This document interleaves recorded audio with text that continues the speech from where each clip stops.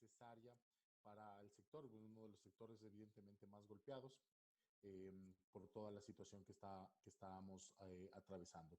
Bueno, el estudio jurídico básicamente ha puesto en marcha un programa que denominamos Seguimos Contigo. Creo que son momentos en los cuales la adecuada y la oportuna asesoría legal es fundamental para poder subsistir. Esta no es una carrera de velocidad, es una carrera básicamente de resistencia y lo que las empresas tienen que hacer es resistir ante esta pandemia que estamos atravesando. Eh, bueno, estos son algunos de los clientes Javier sí que está por maneja si la acaso. firma, ¿sí? Que maneja la firma y pues algunos de los socios. No sé si Javier, como gerente general del estudio jurídico, pues nos ayuda con una rápida presentación de los servicios en generales para que ustedes nos conozcan un poquito más y arrancamos con la presentación. Perfecto, bueno, gracias Francisco, buenas tardes a todos. Para nosotros es un gusto estar con ustedes, sabemos que el tiempo es corto, así que en honor al tiempo vamos a ser lo más específicos posibles. Sabemos que es un momento complicado para todos y ahora más que nunca ante toda la saturación de información que hay en medios de comunicación y en redes sociales. Lo que justamente buscamos es aclarar todas las dudas que puedan haber en este caso.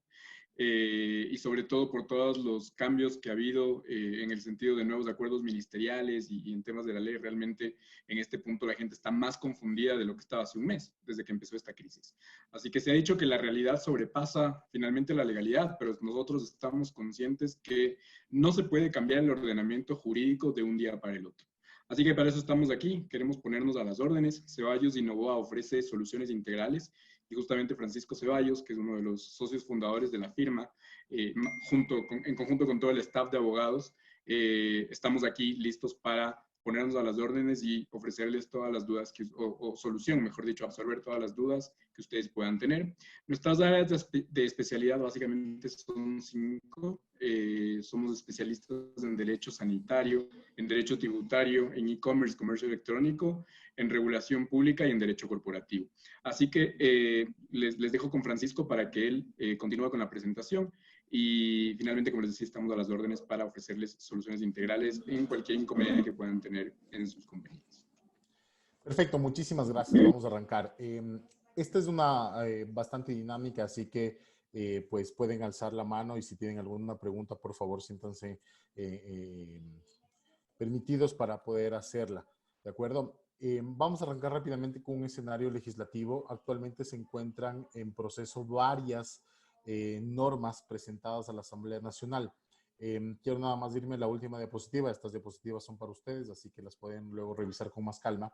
Estas son todas las normas, ¿sí? Todos los proyectos de ley que se presentaron desde el 7 de abril hasta el 10 de abril. Aquí lo único que faltan son los 2 proyectos presentados por el presidente y el proyecto presentado por Vicente, no es Vicente, bueno, por el asambleísta Albornoz, relacionado con el tema que estamos atravesando desde el punto de vista económico. Estas láminas básicamente representan el esfuerzo que han hecho asambleístas, lamentablemente unos más populistas que otros, con la finalidad de poner sobre la mesa, ¿sí?, algunos temas de discusión. Por ejemplo, hay uno que busca, hay un proyecto de ley presentado por la asambleísta María José Carrero, con la finalidad de darles nombramientos definitivos a lo que ella denomina héroes de mandiles blancos.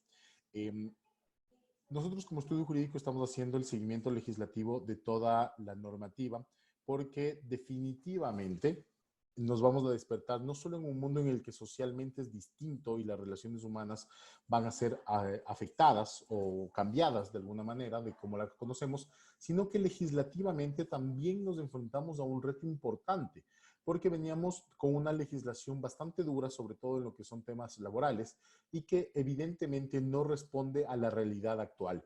La economía a nivel mundial decrecerá, la demanda de productos y servicios decrecerá y por ende la fuerza del precio del producto o del servicio va a decaer en todo sentido. Construcción, arriendos, servicios legales, ropa, en general todo lo que son servicios de forma transversal. Y tenemos que estar preparados para esa situación. Si toda la economía baja de precio, pues obviamente el poder adquisitivo no se va a ver tan afectado. Pero si es que se mantienen arriendos altos, si se mantienen pensiones escolares altas, si se mantienen valores de servicios altos, evidentemente el poder adquisitivo de las personas va a decaer de forma importante. Entonces, uno de los retos que tiene el empresariado actualmente es mirar mucho cómo va a moverse el tema de sus proveedores. O si es que ustedes son proveedores, cómo van a manejar esta situación. Eh, Básicamente tenemos ahorita varias alternativas presentadas por el presidente de la República que hay que ver si es que la Asamblea Nacional los da paso o los modifica.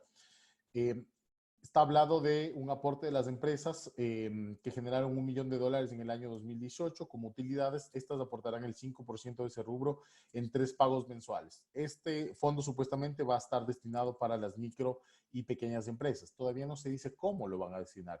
Se ha hablado de la creación de una cuenta de asistencia humanitaria que en principio el presidente dijo que lo iban a manejar ilustres de la sociedad civil. Alguien ya le dijo pues que eso es imposible, sino que tiene que administrarlo evidentemente funcionarios públicos, y habrá que ver cómo van destinando sus fondos, porque si sus empresas son del segmento de las micro y pequeñas, evidentemente pueden optar tal vez por un fondo de crédito que les permita obviamente subsistir. Hay varios beneficios que se están estableciendo también para las empresas, como es el diferimiento de los pagos al Seguro Social y el diferimiento en cuanto a los pagos de los impuestos mensuales. Ya para las microempresas existió ya una flexibilización, lo cual obviamente ha dado un poco de alivio. Sin embargo, como nosotros hemos insistido con nuestros clientes, la idea no es diferir las deudas, ¿sí? Sino es reducir la cantidad de dinero que yo requiero mensualmente para operar. Porque si yo solo difiero las deudas, lo único que hago es lo que han hecho todos los gobernantes en este país, que es patear la deuda para adelante, patear el problema para adelante. ¿De acuerdo? Entonces, esta charla está destinada a entregarles herramientas necesarias con la finalidad de que reduzcan un poco la carga, especialmente laboral, de sus empresas. Bueno, hay un aporte que deben hacer los trabajadores del sector privado, no solo aquellos que están bajo relación de dependencia, sino todos aquellos que facturan y que tienen ingresos empresariales, por más que no estén obligados a llevar contabilidad. Por ejemplo, los médicos, los contadores, los abogados. Si ustedes son pues de aquellas empresas que facturan y todavía no están obligados a llevar contabilidad, pues también ingresan en esta tabla que desde $500 pues hasta $250,000 tienen una tarifa para pagar lo que son esta contribución. Esto es muy importante indicar que no hay claridad absoluta respecto de cómo se va a calcular el ingreso.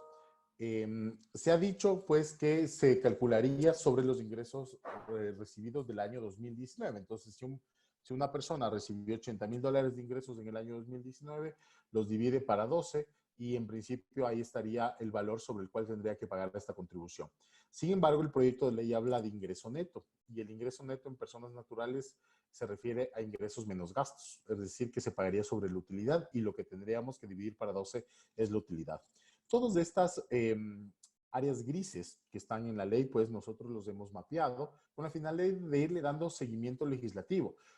Nosotros, como por ejemplo, como estudio jurídico, no salimos a redes sociales o a inundar a nuestros clientes con información de un proyecto de ley que va a cambiar en un 60%, que es lo que ya pasó con el proyecto de ley presentado en el mes de octubre por el presidente de la República, y que recordemos que se cayó en la primera alternativa que puso, y pues le tocó poner otro segundo proyecto de ley.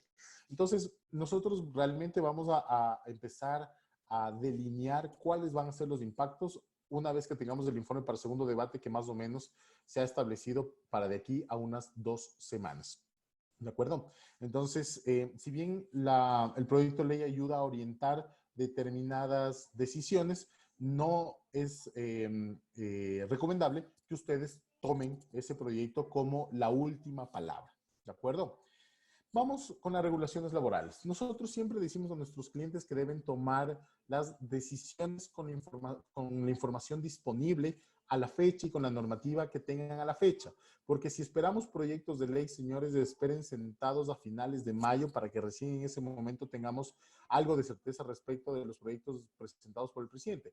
Eso sí es que le pasa a la Asamblea Nacional, porque sabemos que no tiene fuerza política. Entonces, lo que les vamos a presentar a continuación son las alternativas al día de hoy.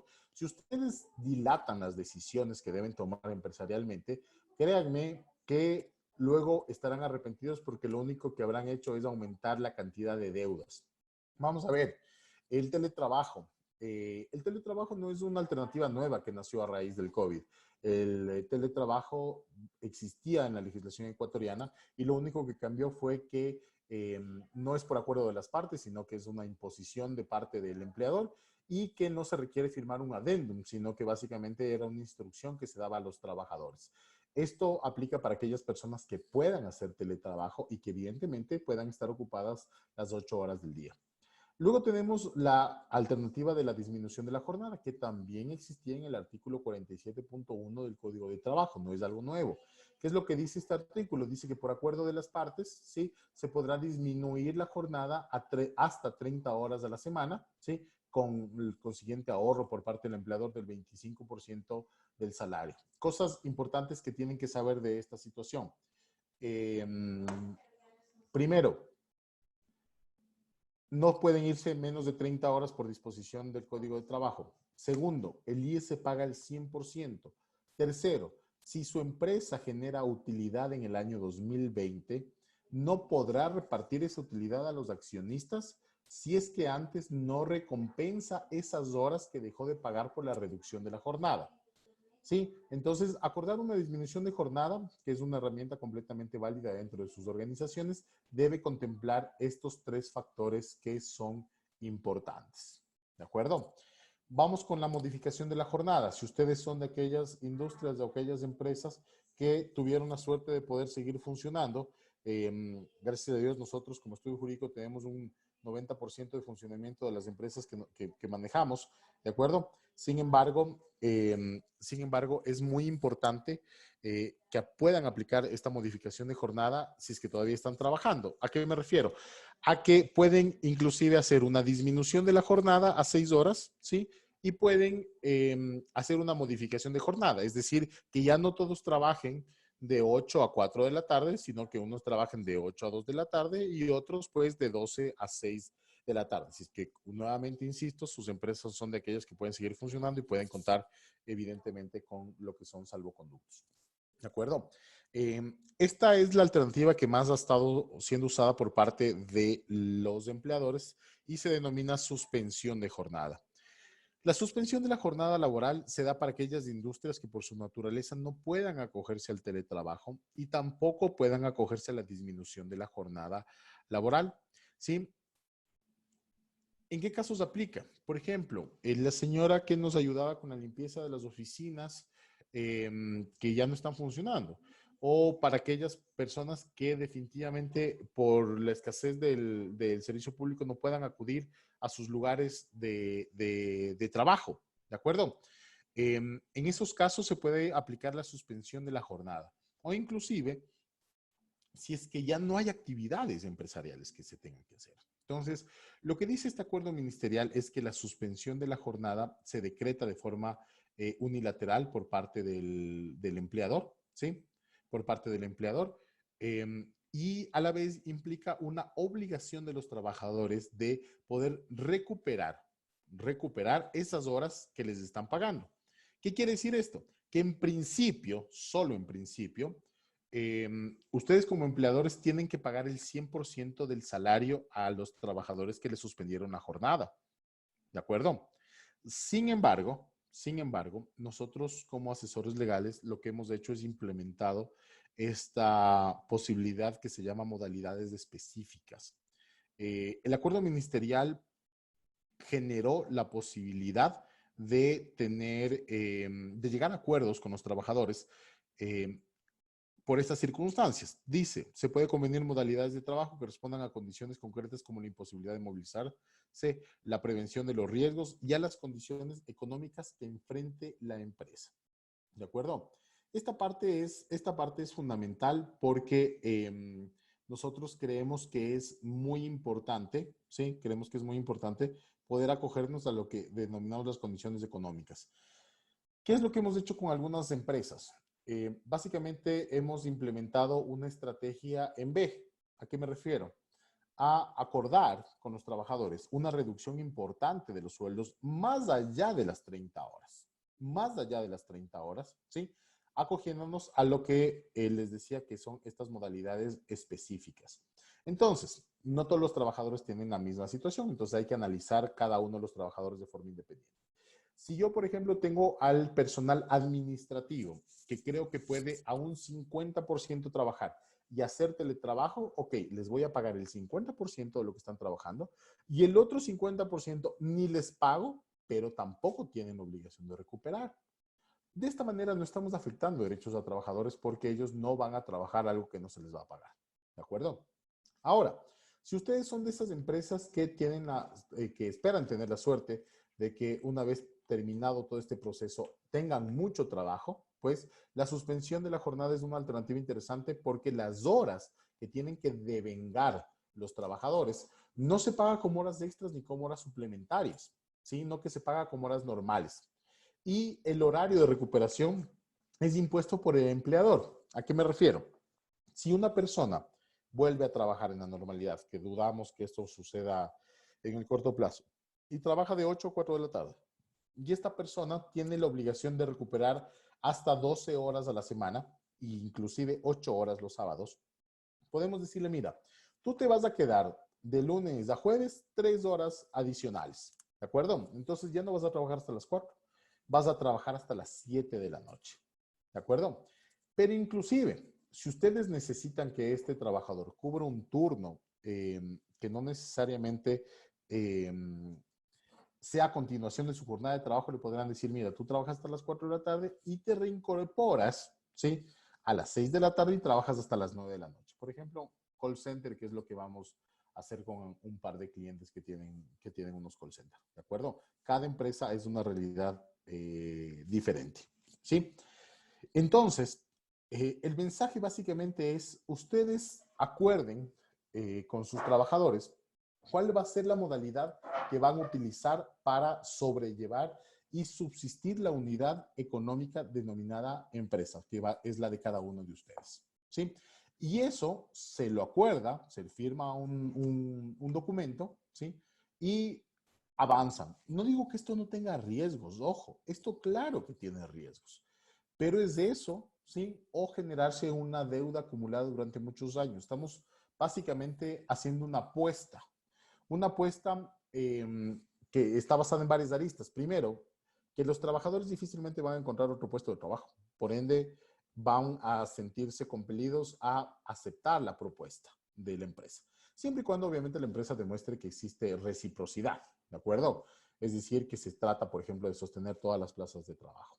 Segundo, sabiendo que el Ministerio de Trabajo y los jueces no van a tener capacidad para procesar todos los problemas que se están derivando de esta crisis. ¿Sí? Entonces, si es que no tienen básicamente a quién acudir y no hay trabajo porque el empleo va a decrecer, se prevé que al menos en un 20-25% el empleo formal. Obviamente esos trabajadores no tienen motivación para hacer un problema que antes sí pasaba. O sea, si esto hablábamos hace 2 meses, pues el trabajador iba al ministerio, ese día le daban la boleta de citación, iba a dejar a la empresa y en una semana nosotros teníamos que presentarnos en una audiencia del Ministerio de Trabajo. Pero bajo estas circunstancias finalmente es posible que se lo haga. Si hay riesgos, habrá trabajadores que, por ejemplo, no quieran y en esos casos nosotros lo que estamos recomendando y lo que hemos hecho con algunos trabajadores es básicamente despedirlos. ¿Por qué? Porque esos trabajadores conflictivos, esos trabajadores que meten relajo con el resto, hay que separarlos por dos razones. Primero, porque nos van a hacer un lío a futuro y segundo, porque van a contaminar al resto de trabajadores. Y la más importante es porque damos una señal de que o se alinean un poco o pueden ser despedidos. Lo que estoy diciendo es bastante duro y muchos dirán es que mis trabajadores, tantos años, 10 años, que les conozco, somos una empresa familiar y bueno, todo lo que ustedes puedan decir está muy bien y por eso hay que analizar cada uno de los casos. Sin embargo, les recuerdo que ustedes a quien invitaron es un abogado y no a un sacerdote. Entonces, básicamente nosotros lo que procuramos es el sostenimiento de sus unidades económicas, porque si no, créanme que es sencillo quebrar y pagar las indemnizaciones a todos. Para eso no necesitan abogados, señores. Para pagar la indemnización a todo su personal y cerrar la LANFOR, pues obviamente no necesitan abogados. Otras alternativas, vamos a hablar del tema de las vacaciones. En principio, las vacaciones pueden ser tomadas por los trabajadores o el empleador, más bien dicho, puede imponer cuándo toma esas vacaciones, siempre y cuando lo haga con 3 meses de anticipación. El acuerdo ministerial dice que si es que tiene vacaciones acumuladas por propia decisión del empleador, se le puede obligar a tomar esas vacaciones. Si ustedes le obligan a tomar esas vacaciones a sus trabajadores, no tienen un alivio en caja porque las vacaciones se pagan al 100%. Lo único que van a hacer es que ese trabajador no se va a ir de vacaciones en el futuro. ¿De acuerdo? Un trabajador que ya de por sí, por ejemplo, tenga que recuperar horas y que encima le hayan imputado vacaciones y que obviamente no tenga vacaciones, va a ser un trabajador cansado, rendido, que no va a ser del todo productivo y eso también tienen que analizarlo. Por eso nosotros recomendamos básicamente llegar a estos acuerdos a través de las modalidades específicas. No hay ninguna solución que ustedes puedan imponer por propia mano, de forma unilateral, que salve su empresa. Van a tener que llegar a acuerdos y básicamente es lo que nosotros como estudio jurídico hemos hecho ya en varias decenas de empresas, es reunir trabajadores, hablar con cada uno, llegar a acuerdos, firmar los documentos que tengan que firmar y finalmente guardar esos respaldos. ¿De acuerdo? Como les decía, hacemos en B. El primer mes 75, que fue marzo, abril ya baja al 50, mayo al 50, junio al 50, julio al 75 o al 60, agosto sube un poco y prevemos en septiembre volver a retomar el nivel de sueldos. ¿De acuerdo? Esto tienen que conversar con sus departamentos de recursos humanos porque tienen que lograr registrar en el IES menos cantidad de días, pero no una baja de sueldo, porque la reducción del sueldo no está permitido. Si ustedes le reducen el sueldo, eso es despido intempestivo automáticamente, y si es que van a hacer eso, mejor despídanlo de una vez, ¿sí? Porque si no, aparte del despido, van a tener que pagar los salarios. Esas son algunas recomendaciones en la parte laboral.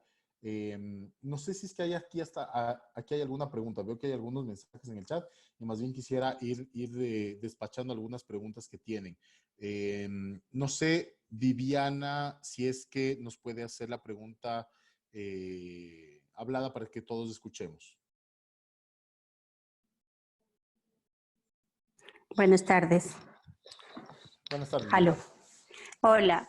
Yo tenía una duda. ¿Puedo aplicar a la vez la reducción de la jornada laboral y la suspensión al ser una industria que no pueden hacer teletrabajo ni tampoco ir a la oficina? Entonces, mi intención era el suspender la jornada, pero a su vez también aplicar la reducción de jornada laboral. A ver, el sistema no le va a dejar, ¿sí? Porque la suspensión de la jornada es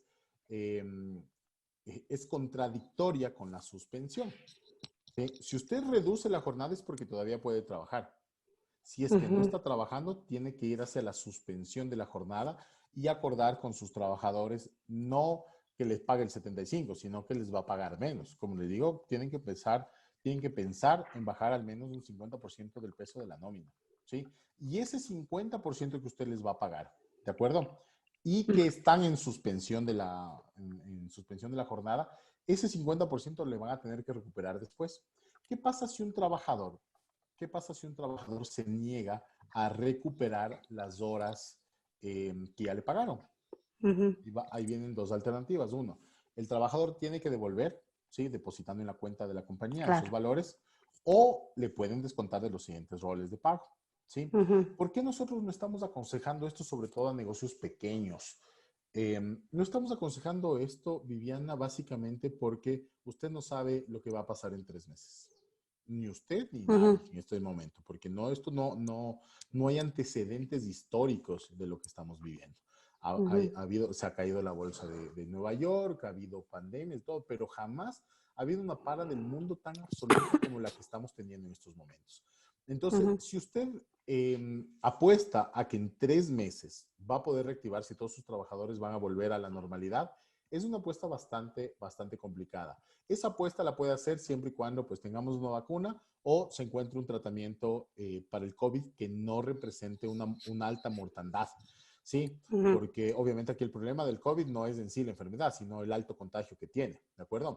Entonces, yo lo que le aconsejo, Viviana, no es caminar hacia una reducción de los sueldos, Suspensión. acogiéndose a esta alternativa. Mire, yo le voy a volver a presentar.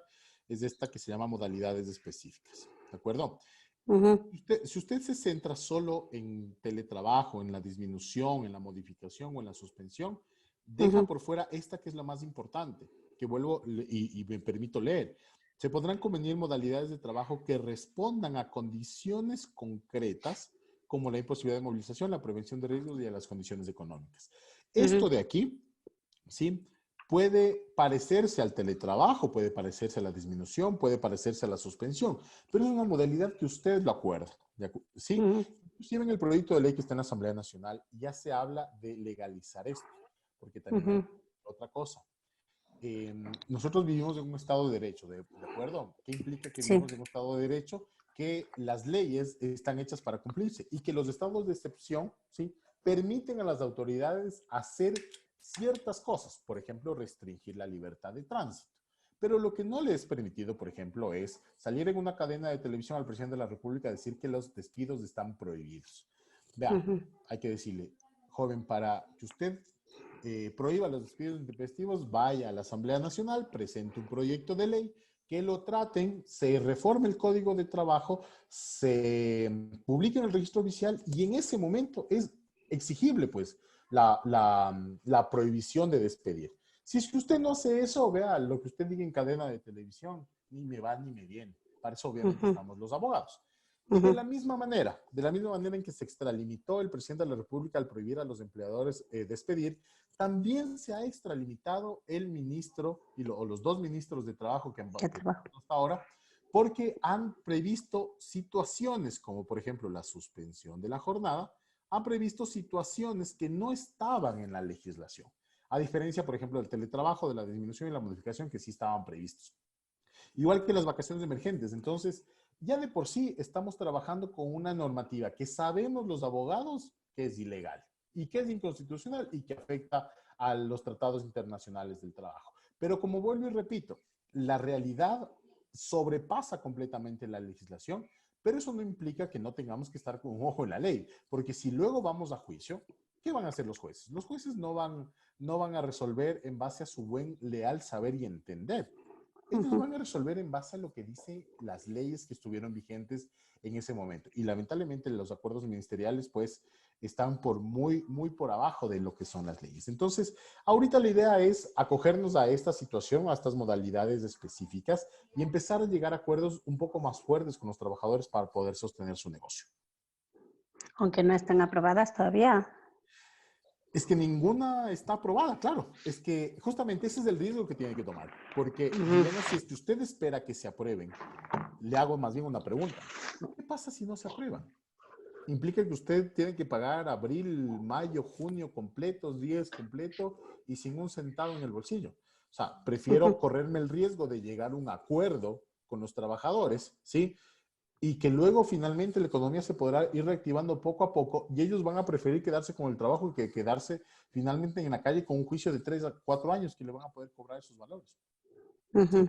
Entonces hay que hacer apuestas arriesgadas porque no tenemos básicamente alternativas. Por eso es lo que los empresarios se quejan tanto, por eso es que las cámaras están tan molestas con toda la situación, porque no hay seguridad jurídica. No hay seguridad jurídica. Entonces, hay que acudir a los acuerdos interpartes. ¿Sí? Gracias, Viviana. Gracias. No sé si, Gracias. Sí, Santiago, está claro, muy amable. Gracias. Santiago Arteaga, no sé si nos puede hacer igual la pregunta. Buenas tardes. Santiago, En este sentido, cuando existe la suspensión de la jornada, lo que se hablaba era de que se pueda compensar las horas o los días con fines de semana o entre semana con horas adicionales. Ahora bien, ¿tendría el derecho, el empleado, derecho a los 2 días de descanso, 2 días seguidos? Esa es la primera consulta. Y la segunda consulta es en relación con la disminución del salario, porque en este caso, el momento que se disminuye el salario, pongamos un salario cualquiera, que sea $1,000, que baje este salario hasta $700, la retención en la fuente que se le aplique, el IES que se le aplique, ¿debería ser sobre los 1,000 o debería ser sobre el sueldo descontado de 700? Ya, perfecto, Santiago. Muy claras sus preguntas y muy oportunas. A ver, los 2 días de derecho, o los 2 días seguidos de descanso están previstos en el Código de Trabajo y en tratados internacionales. Este es uno de los tantos vacíos que tiene el acuerdo ministerial. El acuerdo ministerial dice que un trabajador puede recuperar 12 horas de la semana y 8 horas del sábado. Y la pregunta es, ¿y los 2 días de descanso obligatorio que establece el código? ¿Sí? Hay una contradicción entre el acuerdo ministerial y el Código de Trabajo. Es decir, nosotros nos estamos inclinando a recomendarles a nuestros clientes que esos 2 días de descanso obligatorio tienen que ser respetados porque no ha habido disposición alguna que cambie eso. ¿Sí? Para contestar la primera. La segunda es un poco más profundo, Santiago. Yo no he hablado de una reducción de sueldos, he hablado de una reducción de días de trabajo. Por eso decía que sus departamentos de recursos humanos tienen que ser lo suficientemente hábiles para poder registrar ante el IES no una disminución de sueldo, sino menos días trabajados. ¿De acuerdo? Que eso es importante. Si usted disminuye el sueldo, primero, como les decía, es despido intempestivo. ¿Sí? Segundo, el IES se va a calcular sobre el 100% de la remuneración, no sobre el valor que usted efectivamente le pague. Y las retenciones de impuestos sí se deben calcular sobre lo que efectivamente reciban. ¿De acuerdo? Porque no se puede pagar impuesto a la renta sobre algo presuntivo. ¿Sí? Entonces eso sí se lo tiene que calcular y hacer las retenciones en base a lo que realmente reciban y conste en el rol de pagos. Sí, no sé, Santiago, si tiene alguna pregunta adicional o quiere alguna aclaración. Sí, la aclaración va en el sentido de que en ciertas compañías se está disminuyendo las horas laborables, es decir, en lugar de las 8 horas laborables, se está disminuyendo, no sé, a 7, 6 horas laborables.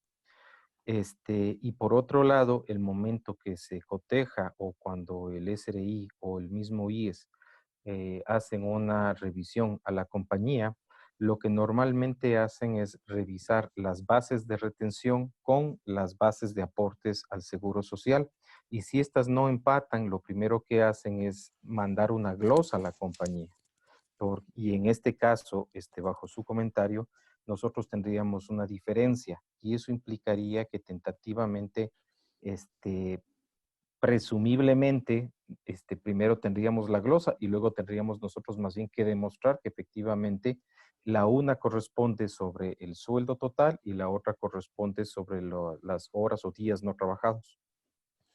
Sí, efectivamente el Servicio de Rentas Internas coteja la planilla del IES y de ahí un poco saca los valores que se tenían que hacer la retención. Ese es el cruce que se hace. Por eso yo les decía que no hay que disminuir el sueldo, sino que hay que disminuir la cantidad de horas, la cantidad de días trabajados. Si usted disminuye la cantidad de días trabajados, ¿sí? Si son 7 o 6 horas al día, pues no pasa nada, es reducción de sueldo, pues, y tiene la posibilidad de acogerse a la disminución de jornada. Ahora, si son menos horas, si ya son 5, 4 horas al día, ahí lo que corresponde es declarar como que hubo menos días de trabajo al IES, ¿sí? Y en ese momento la planilla se le va a generar ya con el valor que efectivamente reciba, ¿sí? No tiene que registrar variación de sueldo. Si registra variación de sueldo, el sistema no le va a dejar, ¿de acuerdo? Entonces hay que jugarnos por esa trampita un poco al sistema. Y respecto de las retenciones es fácil básicamente desvanecer esa glosa por dos razones. Primero, porque usted no puede retener sobre algo que no hayan percibido, ¿sí? Porque es retención sobre lo percibido, primera cosa. Y la percepción del ingreso, pues desde un término contable. Y en segundo, el impuesto a la renta es de las personas, ¿sí? Es decir, que en todo caso, a quien tiene que reclamar si es que hubo menos valores pagados, pues es directamente a las personas naturales. Lo que sí obviamente está expuesto es a una multa y a un recargo por no haber hecho esas retenciones. Pero si se lo hace en la forma en que nosotros le estamos indicando, pues creemos que tenemos mejores herramientas para defendernos. Ojo, nosotros no tenemos y tampoco vendemos soluciones mágicas porque no las hay, ¿sí? Sino ofrecemos hacer gestiones para, en caso de que tengamos un problema, estar mejor armados y poder afrontar las circunstancias de una mejor manera. ¿De acuerdo? Entonces, así es como se tiene que proceder, Santiago. Listo, muchas gracias. Sí, y perdón, y si tiene usted dudas, que son normales, si persisten sus dudas, yo lo que le aconsejo es retenga sobre el 100% y que los trabajadores luego hagan la recuperación de los valores. ¿Sí? En todo caso, Ok, les da un apoyo técnico ahí, pues, con algún contador y les ayuda a recuperar esas retenciones que las hizo de más, si es que usted cree que es un contingente un poco grande. ¿Sí? ok, muchas gracias. Encantado, Santiago. Anita, por favor, a ver si nos cuenta un poco su pregunta. Hola, buenas tardes. Buenas Primero, tardes. gracias por la invitación. Muy buena la información, en verdad. Primero, bueno, yo tengo unas tres inquietudes, ¿no? Por ejemplo, los acuerdos a los que llegamos con los empleados. ¿Debemos inscribirlos en el Ministerio de Trabajo? ¿Debemos hacer tal vez alguna hoja donde los hagamos firmar? Esto es tal vez para estar nosotros un poco más tranquilos como empleadores, ¿no? La Sí, otra, por ejemplo, en nuestro caso, nosotros somos recicladores, nosotros tenemos una empresa en la que compramos plástico y producimos, o sea, hacemos productos terminados. En este momento prácticamente estamos en suspensión total porque no tenemos materia prima, no están trabajando ningún reciclador y, y es de alto riesgo, ¿no? Entonces, la verdad, nosotros sí estamos en suspensión completa, sin ventas, sin ingresos, porque en cambio las personas que nos compran tampoco nos han cancelado. Entonces, estamos con esa duda de no sabemos cómo hacer con el IES. De hecho, estamos pensando aplicar un crédito para poder pagar nóminas, porque no nos pagan las personas que nos deben, pero no podemos dejarles precisamente sin ningún ingreso a nuestros empleados. Entonces, ujú. estamos pensando en pagarles al menos la mitad o lo que sea hasta ver qué pasa. Y la pregunta precisamente también tenía esa, pero creo que ya entendí un poco sobre cuánto aportarle al IES. Y también lo que tú estabas explicando un poco de si que un trabajador de pronto no se alinea con los acuerdos que lleguemos con los demás, ¿cómo le hacemos? No te entendí si es que si es un poco legal mandarle o qué sé yo. Esas serían mis preguntas. A ver, Anita, empecemos por la última que está más sencilla. El despido intempestivo o el despido es un derecho del empleador. Así que usted lo puede implementar en cualquier momento y bajo cualquier circunstancia, porque la ley ha previsto que por su decisión lo que tiene que pagar es un salario por cada año de servicio si es que tiene más de 3, y si tiene menos de 3 años, pues son 3 salarios. Entonces, Ya, yo lo que me refería es, oiga, si todos sus trabajadores están llegando a acuerdos, tienen apertura, no les va a dejar sin nada que comer, que eso sí. obviamente hay que tratar de sostener en la No, parte no, humana lo eso no. más que se pueda. Obvio, Eh, ajá. pero todos están aceptando una reducción del 50%. Y hay alguien que definitivamente se opone y se opone y se opone. No le va Eh, no le va a premiar a ese trabajador pagándole el 100%, sino que obviamente tendrá, nuestra recomendación es despréndase de ese trabajador con la finalidad de generar ese impacto necesario en el resto para saber que también les puede pasar a ellos. A eso me refería. ya, Ya. ¿Me puede repetir, por favor, la primera pregunta que con el antecedente ya me perdí un poquito? Y eso que estaba anotando. ya. O sea, es lo que yo te decía es de que cómo, a ver, bueno, lo de liquidar ya me comentaste, los acuerdos que lleguemos a los empleados para tranquilidad nuestra ¿los debemos inscribir al Ministerio de Trabajo? ¿Los debemos enviar o hacerles firmar alguna hoja o alguna cosa para respaldarnos también los empleadores? Sí, es correcto. Se tienen que firmar adendums a estos contratos, ¿sí? En los cuales se acuerde, en los términos obviamente legales que corresponda, los cambios que estamos haciendo. ¿De acuerdo?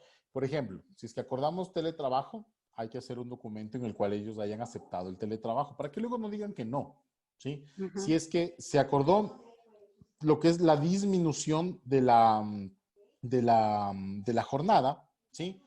Tenemos que acordar, firmar un documento en el cual se establece el nuevo horario, ¿sí? Un adendum, se llama un adendum al contrato, es adendum temporal, ¿de acuerdo? Porque luego vuelven las cosas a su normalidad, ¿sí? Claro.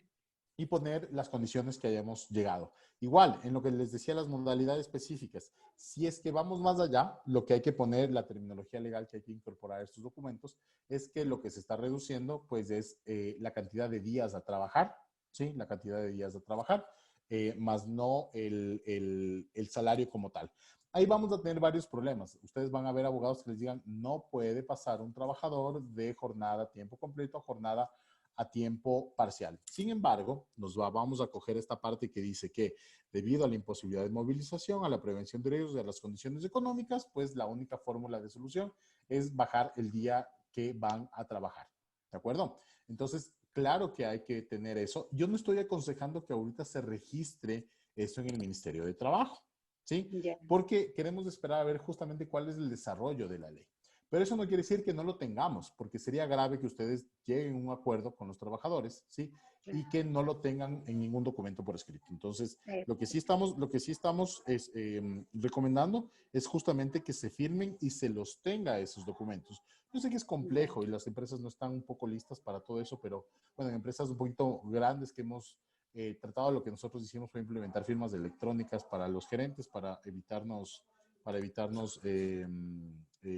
las firmas, y en todo caso se está recogiendo a través de mensajería, hay un poco forzando los salvoconductos para que se pueda recoger las firmas. Y en todo caso, si es que no se puede, se toma una foto del documento con los celulares, que ahora todo el mundo tiene un smartphone, ¿sí? O el primo, o el amigo, o el vecino, o la hija, o quien sea, tiene el smartphone, toma la foto y se lo mandan, ¿sí? De tal manera de tener ese acuerdo respaldado, ¿sí? Esa es la forma en la cual nosotros estamos recomendando, pero no le aconsejo que lo registre todavía. Me dirán, oiga, pero si no, nos va a haber multas. Bueno, créanme que las multas de $30 es lo último que es preocupante en esta situación, ¿no? Claro. Hay cosas más preocupantes que la multa, ¿sí? Obvio, porque como te comentaba, en nuestro caso prácticamente estamos completamente parados. O sea, nosotros sí, cero trabajo, o sea, cero. No podemos acercarnos a nuestro punto de trabajo porque no hay materia prima. Como te digo, yo trabajo con reciclaje, entonces no hay materia prima. Claro, no, entiendo completamente y me gustaría, y me gustaría pasar me gustaría pasar a este punto que respecto de la terminación por fuerza mayor. Mucho se ha hablado del cierre total de operaciones y también se ha hablado de la posibilidad de que los empleadores puedan acceder a cerrar sus negocios sin pagar liquidaciones. Entonces, yo les quiero contar cómo funciona esto, ¿de acuerdo? Que también ya está regulado por el Ministerio de Trabajo. Primero, ¿qué es el caso fortuito o fuerza mayor? Y me voy a ir un poco acá al tema de los aspectos contractuales. Esto se encuentra definido en el artículo 30 del Código Civil y básicamente son hechos irresistibles, son hechos imprevisibles y actuales capaces de impedir o retrasar el cumplimiento de las obligaciones, ¿sí? Entonces ustedes tienen que determinar si lo que está sucediendo va a impedir el funcionamiento de sus empresas o va a retrasar el funcionamiento de sus empresas, ¿sí? Si es que va a impedir el funcionamiento de sus empresas, pues nos tenemos que ir a esta regulación de la terminación de relación laboral por caso fortuito o fuerza mayor. Esto, por ejemplo, se está aplicando bastante en lo que son áreas de turismo, ¿sí? ¿Por qué se imaginan que están aplicando a áreas de turismo? O sea, el turismo básicamente no va a volver, ya no bastará la playa linda, ya no bastará la comida rica, sino que básicamente estamos ante una situación en las cuales los hoteles muchos restaurantes básicamente están quebrando. Entonces, ¿qué es lo que dicen? Primero que el empleador debe alegar esto en 24 horas. Se debe registrar esto en el SUD, ¿sí? Se registra en el SUD los fundamentos que sustenten la terminación del contrato individual de trabajo. Una de las formas de terminar el contrato es justamente por caso fortuito fuerza mayor, según el numeral 6. Se debe notificar al trabajador, ¿sí? La terminación del contrato individual por cualquier medio que sea posible, ¿sí? La sanción por falta de registro va de 3 a 20 salarios básicos unificados, que obviamente lo recomendable es que todos los argumentos que ustedes vayan a poner en el SUD estén avalados por sus abogados, porque si no, ustedes van a poner que está acogiéndose a la terminación de la relación laboral por caso fortuito fuerza mayor por no tener dinero. Ojo, el no tener dinero no es una causal de caso fortuito fuerza mayor. Que no le paguen sus clientes, que no le paguen, que sus proveedores no le den materia prima, no es una causal de fuerza mayor, ¿sí? Tiene que ser de tal magnitud que impida, ¿sí?, el continuar con las actividades. ¿Qué es lo que pasó? Ustedes recordarán la ingrata consulta popular del anterior régimen en el cual se nos consultó si queríamos toros y si queríamos casinos. Y pues nos dejaron sin toros y nos dejaron sin casinos. Recordarán, ¿no es cierto? Entonces, en esa consulta popular se dijo que los casinos tenían que cerrar, ¿sí? ¿Y qué es lo que sucedió? Dijeron, bueno, esto es una orden de autoridad competente, ¿de acuerdo? Y como es una orden de autoridad competente, obviamente voy a terminar los contratos de mis empleados, de los chicos que estaban ahí en los casinos, por caso fortuito o fuerza mayor, pues. ¿Qué más caso fortuito que una consulta popular en la cual me obligaron a cerrar el negocio que era lícito? ¿De acuerdo?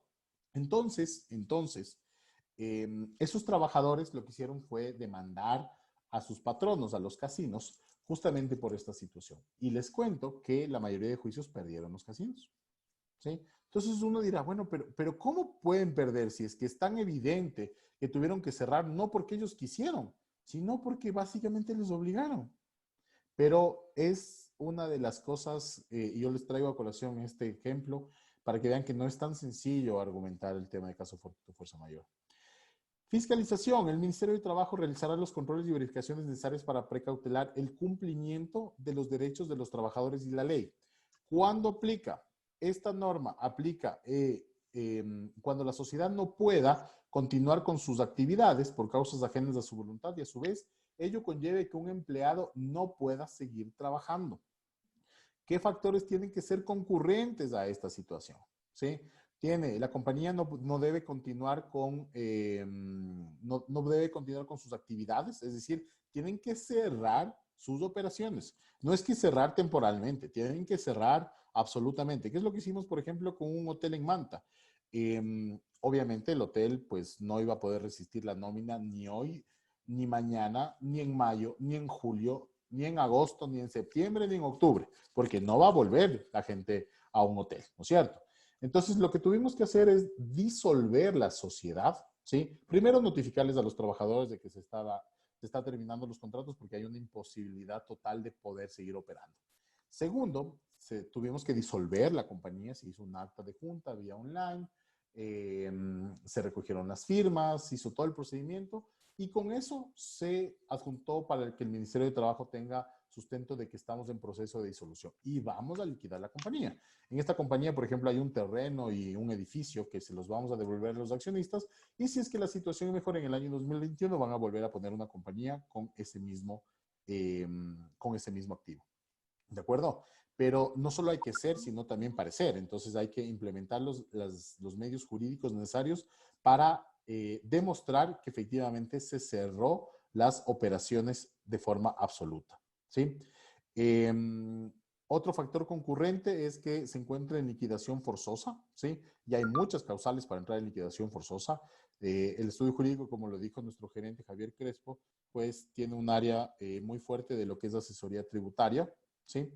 Y pues debido a las necesidades de nuestros clientes, también tenemos una compañía que da todo lo que es asesoría contable y asesoría financiera. Entonces, con esta compañía y básicamente en equipo vamos viendo cómo le forzamos a la liquidación forzosa, valga la redundancia, desde el punto de vista económico y contable también. ¿De acuerdo? Entonces, no es un trabajo así nomás de tomar una decisión, sino que obviamente tiene que ser bastante bien analizado. Y la emergencia tiene que impedir que el trabajador pueda ejercer sus actividades y el empleador debe probar que agotó todas las posibles formas para permitir que el empleado ejerza sus actividades. Entonces, todo eso tenemos que probar dentro de un proceso, porque si es que los trabajadores obviamente no les va a gustar que les mandemos sin indemnización, obviamente tenemos que estar súper bien respaldados para poder afrontar cualquier proceso que se nos venga encima. ¿Sí? ¿Qué es más fácil? ¿Qué es más fácil? Negociar con los trabajadores y llegar a acuerdos en los cuales la indemnización no sean 3 salarios, sino sean menos. ¿Sí? Porque si es que ellos les muestro este escenario en los cuales podemos acogernos, ellos van a decir si usted no puede. No, sí puedo. Yo puedo, me liquido y usted me seguirá el juicio cuando quiera. O mejor, firme la renuncia y vámonos en paz. Con este hotel en Manta, lo que les estaba contando, nos estamos corriendo un riesgo porque sabemos que en los subsiguientes 6 meses, pues no vamos a hacer llamados a ninguna audiencia. ¿De acuerdo? Este es un hotel en Manta. Y esperamos en 6 meses reactivarnos y llamarles a ellos primero y decirles, mira, ven, ya puedo operar, te devuelvo el trabajo. ¿Sí?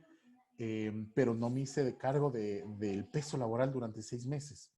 ¿De acuerdo? Lo que yo les digo es fuerte, pero son alternativas que se tienen que tomar porque si no, si ustedes están dispuestos a comerse el patrimonio de su familia, de sus hijos, de todo lo que han hecho, pues obviamente es su decisión y qué bueno que lo hagan, pero si no están dispuestos, obviamente, porque ese patrimonio les va a permitir luego volver a reactivarse, hay que cuidar esos patrimonios. Recuerden que en materia laboral, los representantes legales de las sociedades y los empleadores son solidariamente responsables.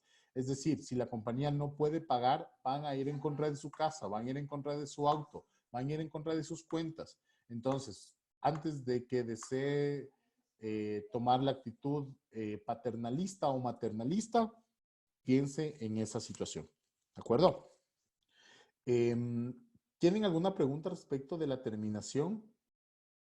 ¿No? Por caso fortuito, fuerza mayor. Si no, igual lo pueden seguir haciendo en el chat.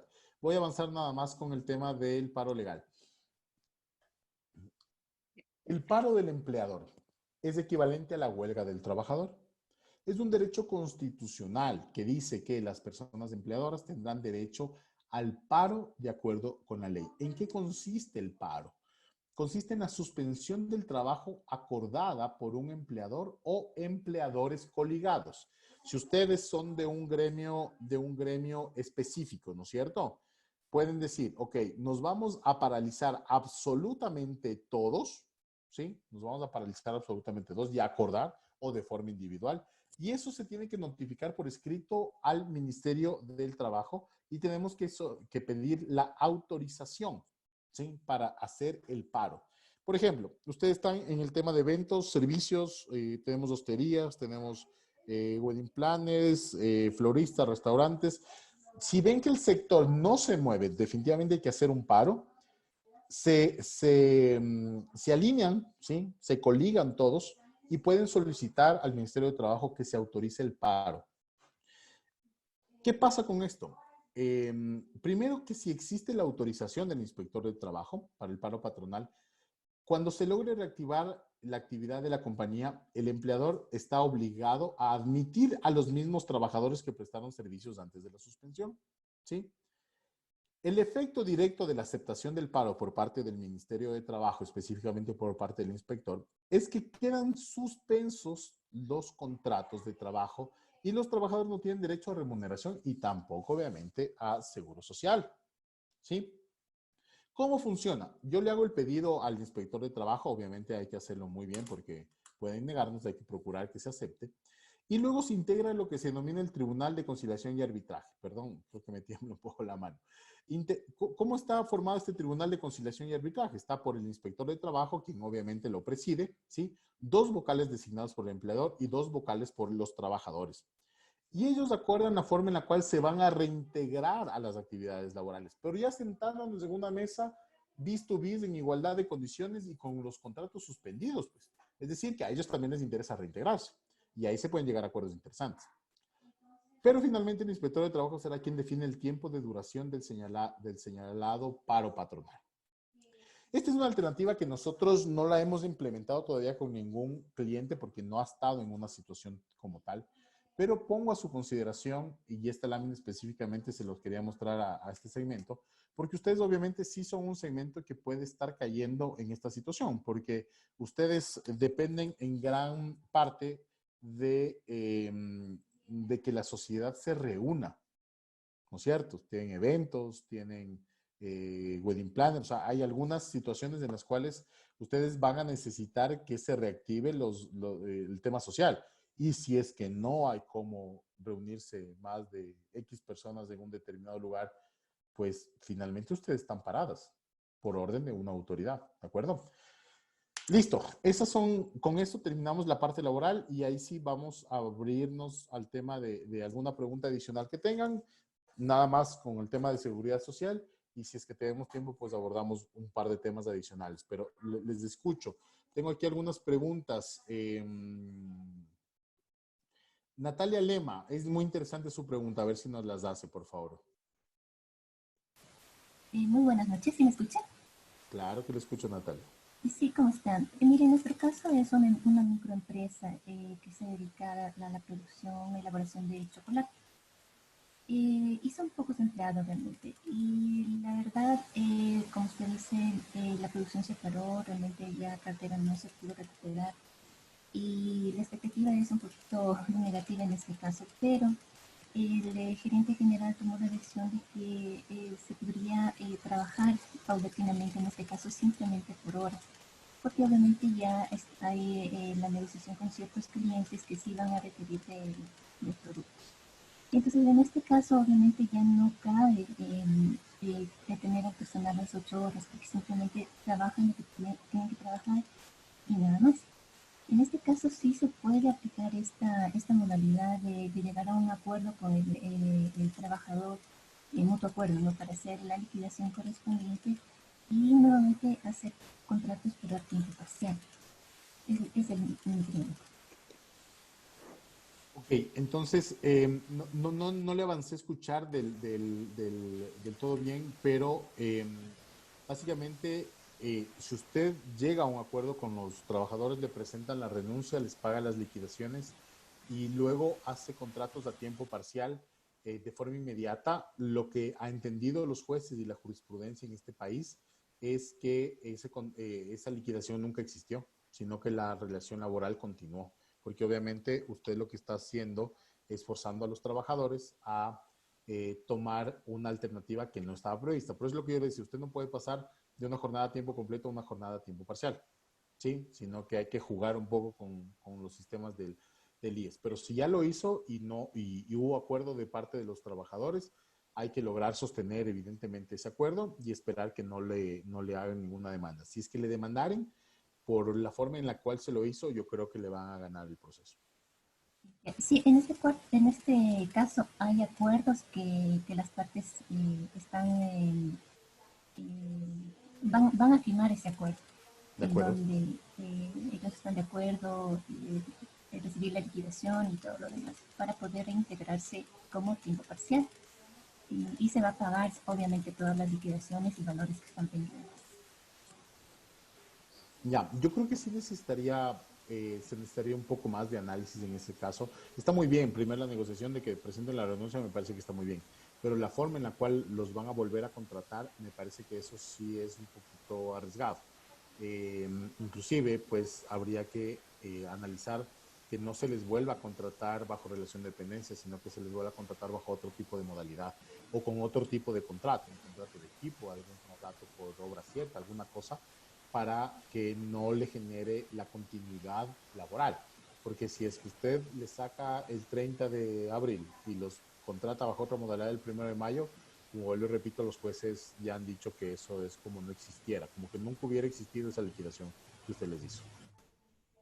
Ah, ya, ok. ¿Sí? Muy amable, gracias. Tenemos otra pregunta. Luis Clavijo, por favor. Buenas noches. Mi pregunta ¿Cómo es, está, Luis? ¿deben ser individuales con cada uno de los trabajadores o pueden ser colectivos por un lado y por otro lado los acuerdos deben ser también diferentes o pueden ser diferentes entre la parte administrativa y la parte de producción? Ok, perfecto. Luis, usted puede implementar un tipo de acuerdo por cada trabajador que tenga. Pueden ser unos con los operativos, otros con los administrativos, y dentro de los operativos puede igual tener varias opciones. Puede inclusive no necesitarles de todos los operativos y solo quedarse con algunos que sí estaban pudiendo trabajar. Usted puede implementar las alternativas que habíamos visto antes de forma independiente con cada uno. No tiene que hacerlo con todos. Hemos tenido un par de casos en los cuales hemos tenido que negociar con los sindicatos de las empresas. Y pese a lo que yo me esperaba, pues fue mejor de lo que nos imaginamos, porque básicamente llegamos a un acuerdo con el sindicato y fue un solo acuerdo para todos. Y se suscribió un adendum al contrato colectivo de trabajo y pues con eso terminamos. Pero si no tienen sindicatos ni comité de empresas, pues hay que hacerlo uno a uno. Muy bien, gracias. Encantado, Luis. Si es que no les queda algo claro, por favor, encantado volver a aclarar cualquier cosa. Santiago, por favor, su pregunta. Bueno, mi consulta va en que, en el sentido de que lastimosamente se ha tenido que liquidar a algunas personas precisamente por la caída de negocio y por la falta este momento de liquidez.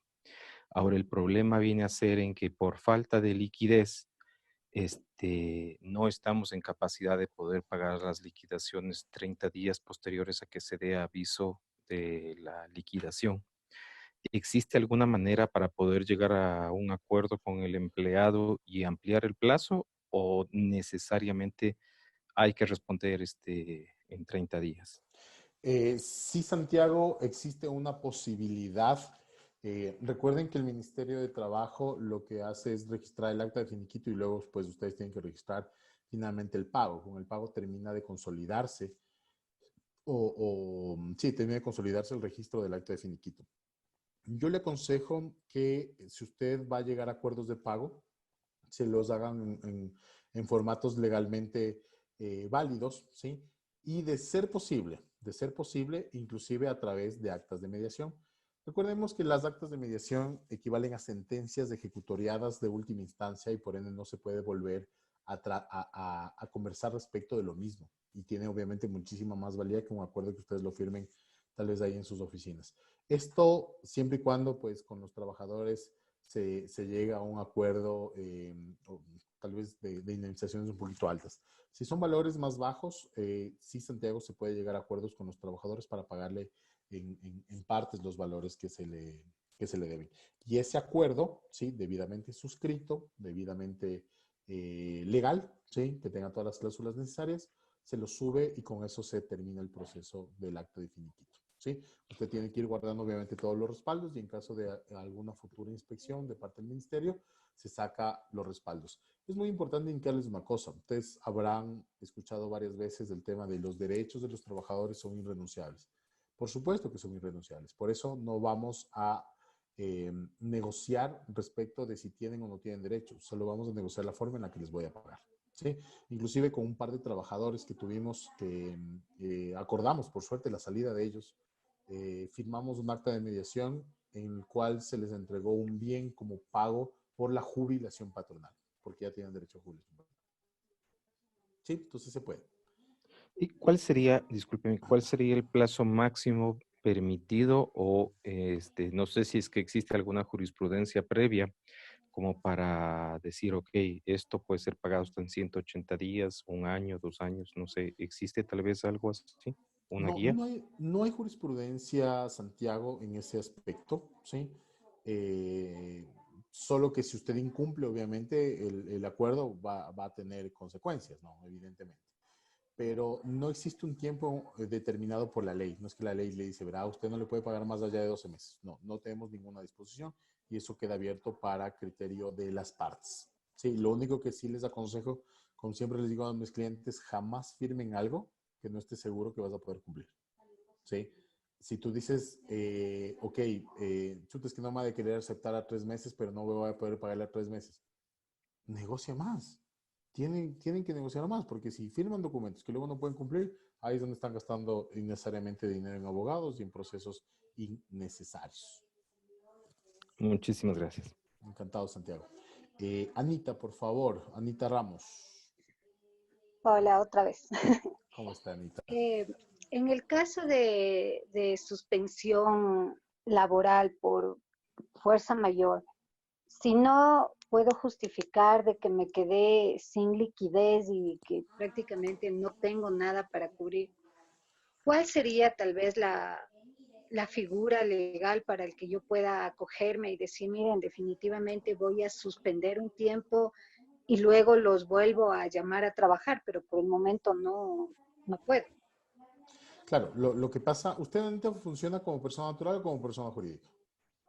Por el momento estamos trabajando como persona natural. Nos íbamos, justo ya armamos una compañía para pasarnos a figura jurídica, pero ya con todo esto ya no pudimos pasar porque precisamente íbamos ya a migrar a los empleados, a hacer una serie de cosas, pero ya se quedó ahí, ya no pudimos hacer nada. Entonces estamos todavía como persona natural.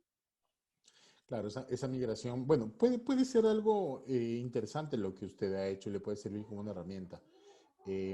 A ver, usted me dijo que se dedica al tema de reciclaje, ¿no es cierto? ¿O de cuál? Sí. Usted me dijo que tenía 2 negocios. ¿De cuál me está hablando ahorita?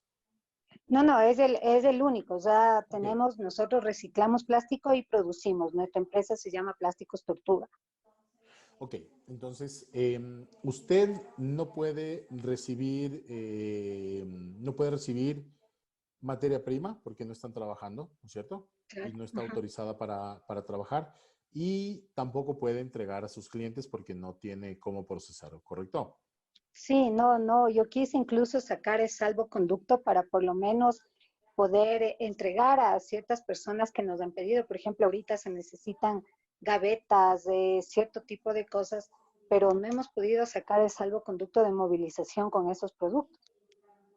Claro, es que no son trascendentales, aunque sí son parte de una cadena que necesita. O sea, los alimentos necesitan alguien en el campo, necesitan plástico, necesitan cartón, necesitan muchísimas cosas, ¿no?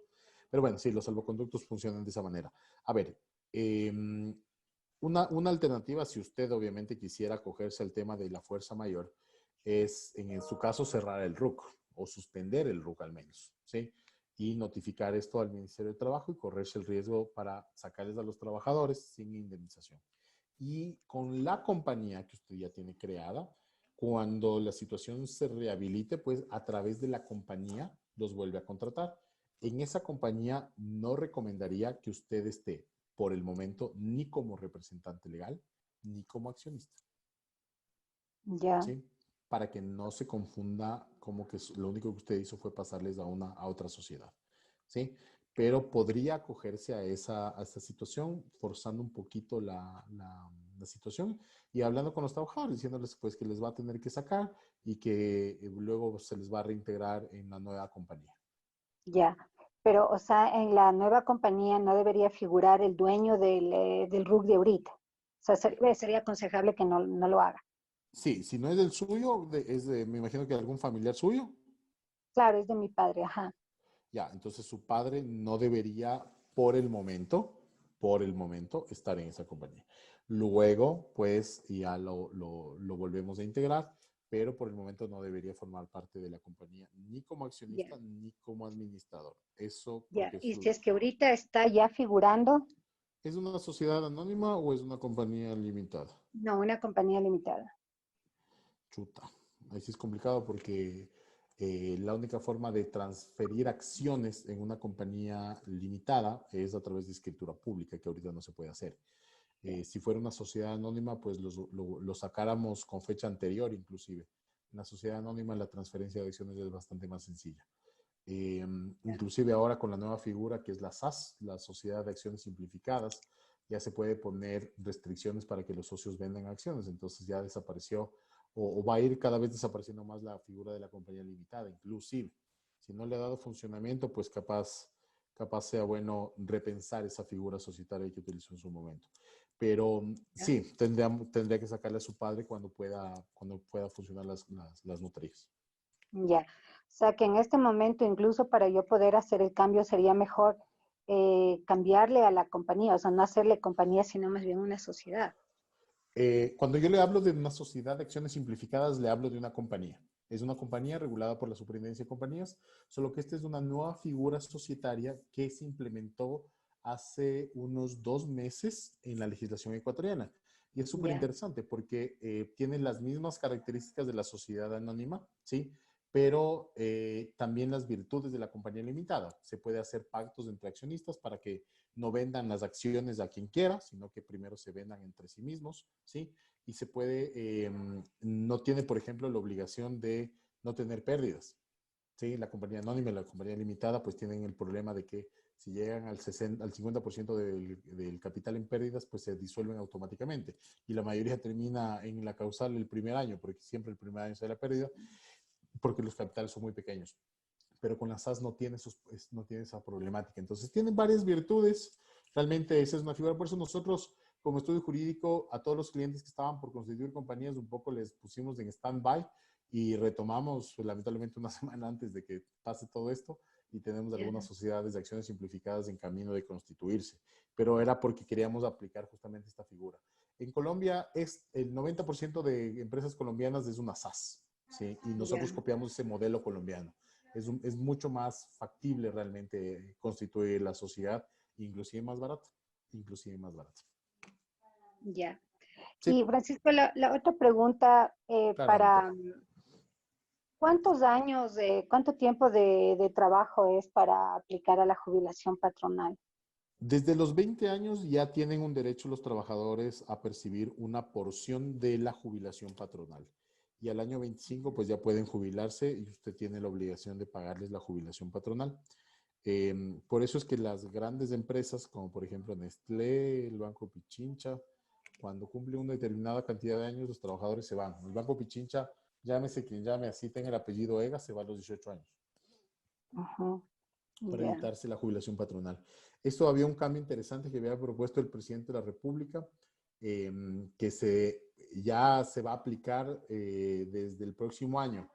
La posibilidad de hacer fondos, no acumularse para el final del trabajo, sino haciéndolo mensualmente con el 1% de la remuneración. Es un tema interesante que estaba sobre la mesa, pero claro, ahorita ya con todo esto no se le ha puesto ya mucha atención a eso.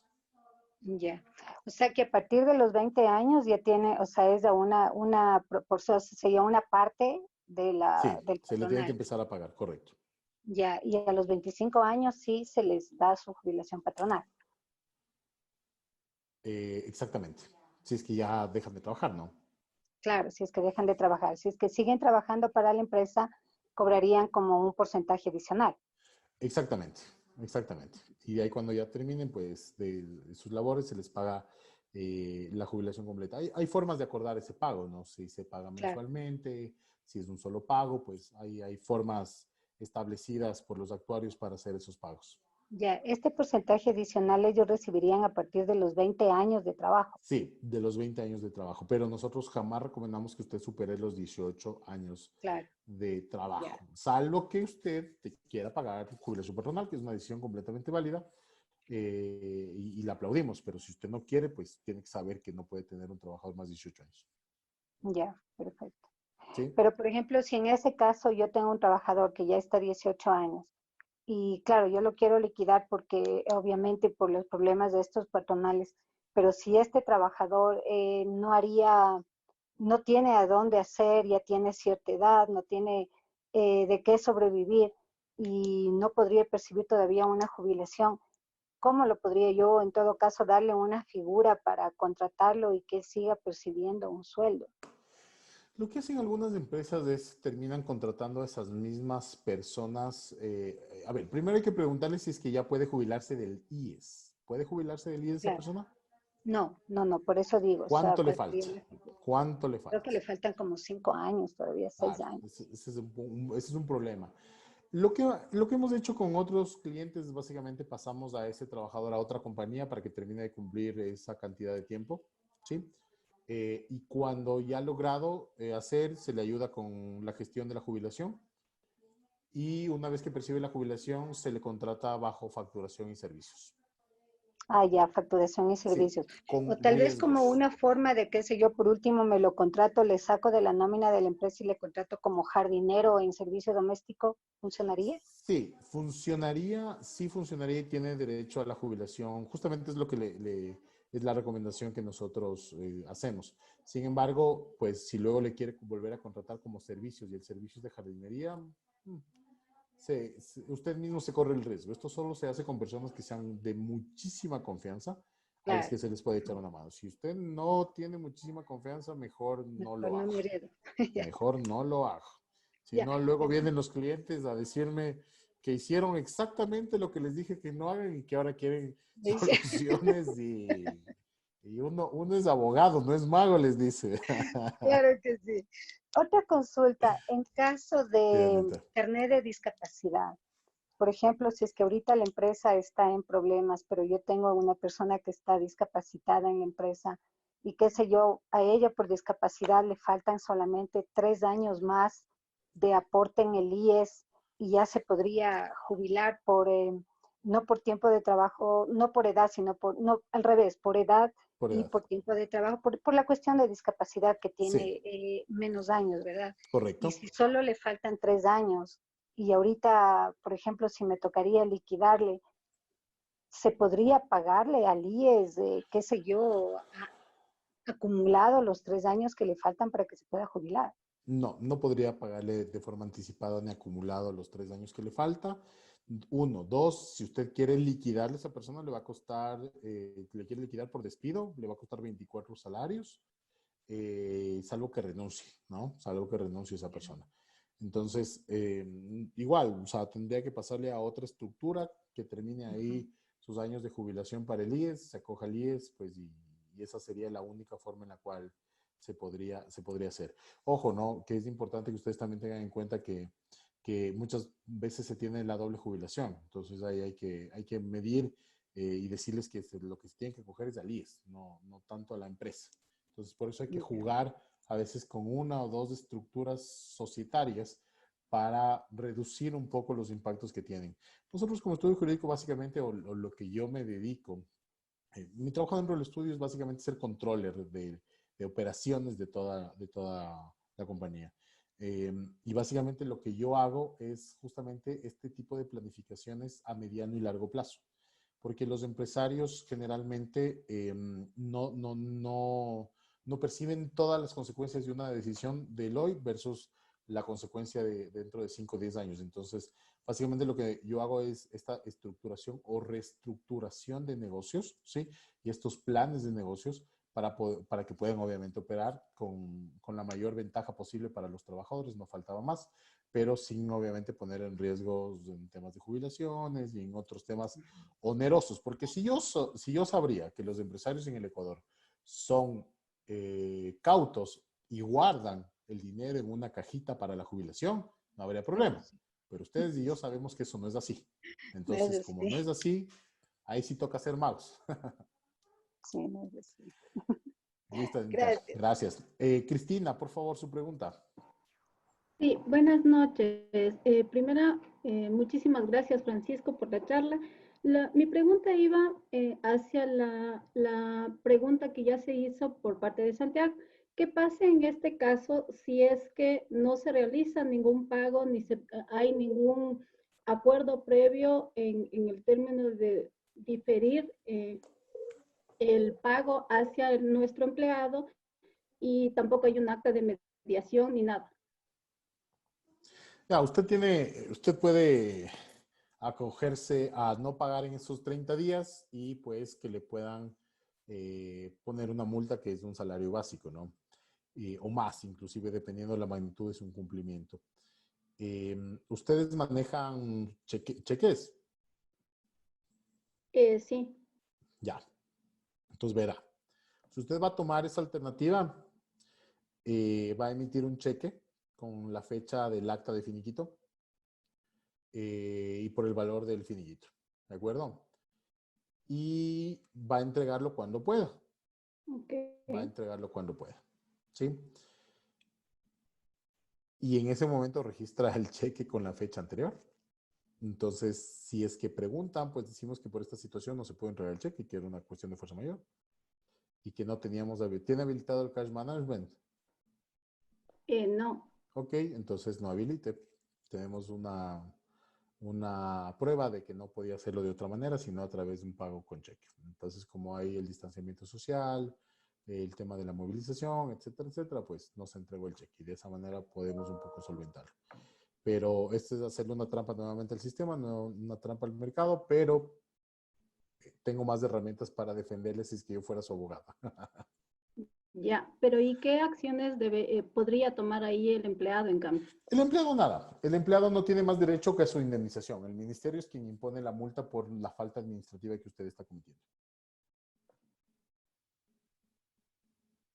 Ok, ya, perfecto. Muchísimas gracias. Encantado, encantado.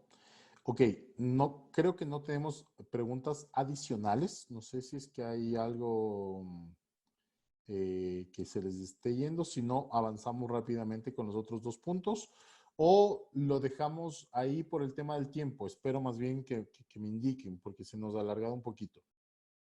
Una consulta en relación, como es con la ley que está yendo a la Asamblea, los aportes que en este caso las personas naturales estarían haciendo, los aportes o las retenciones que se estarían aplicando a las personas naturales, igual, estos aportes serían sobre sueldo completo o en este caso sobre la disminución de la jornada. El aporte es sobre de los trabajadores, ¿se refiere usted? Sí, el que en este momento se está yendo a la Asamblea en el proyecto. Ya, en el proyecto básicamente habla del salario. El salario es lo que recibe mensualmente, sin descuentos ni nada. Es sobre el valor que tiene como sueldo. Sobre ese valor se hace el cálculo. Si es que obviamente tiene una jornada reducida, es sobre la jornada reducida del salario que está recibiendo. Pero es interesante lo que usted me dice porque es una aclaración que no está prevista en la ley. Y bueno, nosotros tenemos ahorita bastante buen acceso a la comisión que está tratando esto y voy a pasarles algún textito para que se pueda aclarar esa situación. Le agradezco mucho. ¿Sí? Muchas gracias. Entonces, nos han dado 10 minutos adicionales, así que vamos rápidamente revisando algunos temas. El tema de seguridad social es muy importante que sepan que quienes son responsables por la salud y la integridad de sus trabajadores son ustedes. Por ende, por favor, lo que les pido es que tomen todas las medidas de precaución con sus trabajadores. Si es que un trabajador se enferma de COVID dentro de las instalaciones, se vuelve un tema complejo. Hay regulación ya que le dice cómo actuar en esas situaciones que expidió el Ministerio de Salud. Es todo un manual, ¿no? De cómo proceder. Es importante que ustedes les entreguen los insumos como guantes, como la protección, la mascarilla, ¿sí? Y les hagan firmar las actas de entrega y recepción de esos materiales. ¿Cuántas veces le entreguen? ¿Cuántas veces le entreguen? ¿Sí?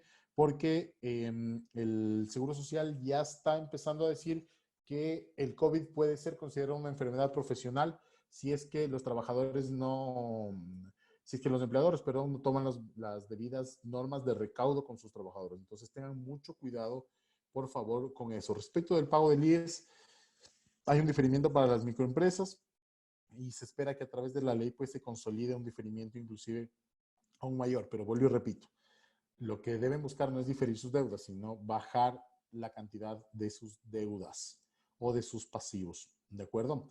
Si es que un trabajador contrae el COVID, tiene que hacer el proceso ante el IES y recuerden que como es una enfermedad, el IES empieza a cubrir desde el tercer día, ¿sí? Entonces, no digo que sea el mejor escenario, pero si se enferman, pues en todo caso no pagan el salario.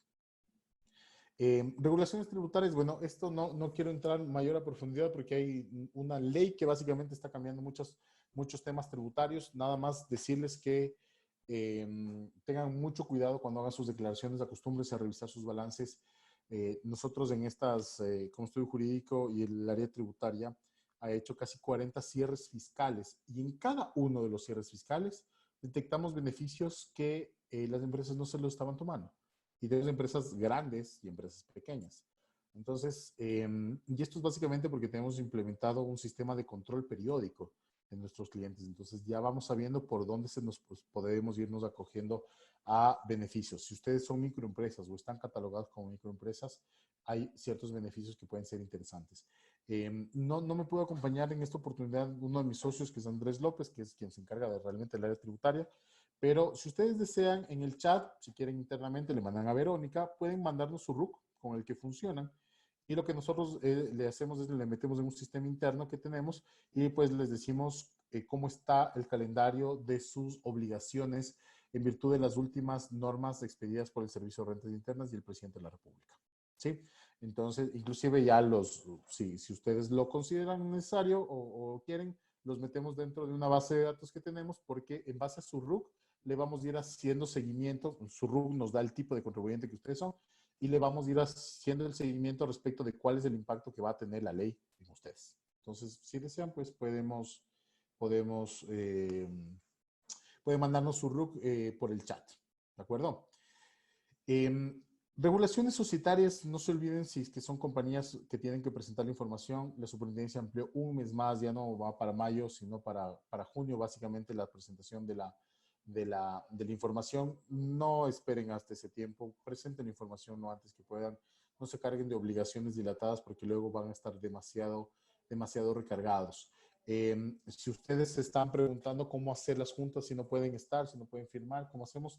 Esta diapositiva, que igual las va a circular Verónica después del evento, tiene cómo hacer las juntas generales. Nosotros, como estudio jurídico, hemos sacado un producto que es básicamente las juntas online, que a través de este sistema Zoom, nosotros nos encargamos de la grabación de las juntas y de darle la legalidad. Actuamos como secretarios de las juntas y le damos toda la legalidad para que puedan tener el acta válidamente celebrada y que la puedan subir.